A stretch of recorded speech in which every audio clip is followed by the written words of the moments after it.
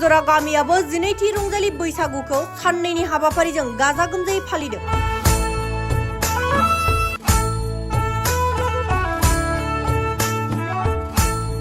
देंखो रोजाबनाय, मोसानाय बादायलायनाय बायदि हाबाफारिजों खुंफुंबाय बंसिजरा गामिया बैसागु बोथोरखौ।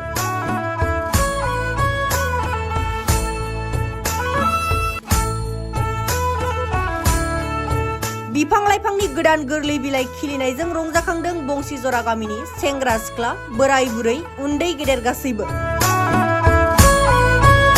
क'क्राझार जिल्ला परबतजरा महकुमानि सिङाव थानाय बंसिजरा गामिया गुबुन गुबुन बोसोराव फालिनाय बायदिनो देग्लायबो 12थि रंजालि बैसागुखौ साननैनि हाबाफारिनि गेजेरजों गाजा गोमजायै फालिदों।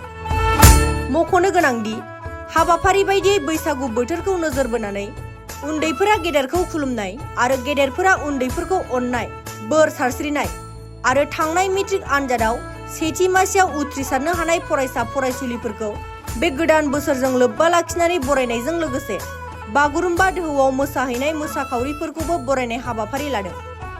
बंसिजरा गामिनि बे 12थि रंजालि बैसागु फोरबोआव गेवलां मेल लानाय जायो।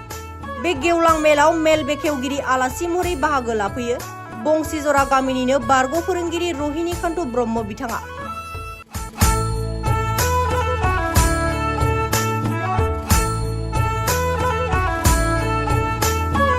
बंसिजरा गामियाबो 12थि रंजालि बैसागुखौ साननैनि हाबाफारिजों गाजा गोमजायै फालिदों।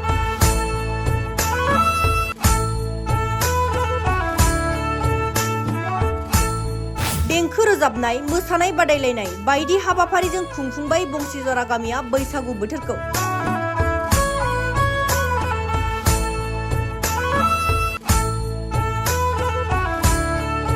बिफां-लाइफांनि गोदान गोरलै बिलाइ खिलिनायजों रंजाखांदों बंसिजरा गामिनि सेंग्रा सिख्ला, बोराय बुरै, उन्दै गेदेर गासैबो। क'क्राझार जिल्ला परबतजरा महकुमानि सिङाव थानाय बंसिजरा गामिया गुबुन गुबुन बोसोराव फालिनाय बायदिनो देग्लायबो 12थि रंजालि बैसागुखौ साननैनि हाबाफारिनि गेजेरजों गाजा गोमजायै फालिदों। मख'नो गोनांदि हाबाफारि बायदियै बैसागु बोथोरखौ नोजोर बोनानै उन्दैफोरा गेदेरखौ खुलुमनाय आरो गेदेरफोरा उन्दैफोरखौ अननाय, बोर सारस्रिनाय आरो थांनाय मेट्रिक आनजादाव सेथि मासियाव उथ्रिसारनो हानाय फरायसा फरायसुलिफोरखौ बे गोदान बोसोरजों लोब्बा लाखिनानै बरायनायजों लोगोसे बागुरुम्बा दोहौआव मोसाहैनाय मोसाखावरिफोरखौबो बरायनाय हाबाफारि लादों। बंसिजरा गामिनि बे 12थि रंजालि बैसागु फोरबोआव गेवलां मेल लानाय जायो। बे गेवलां मेलाव मेल बेखेवगिरि आलासि महरै बाहागो लाफैयो बंसिजरा गामिनिनो बारग' फोरोंगिरि रहिनिकान्त ब्रह्म बिथाङा।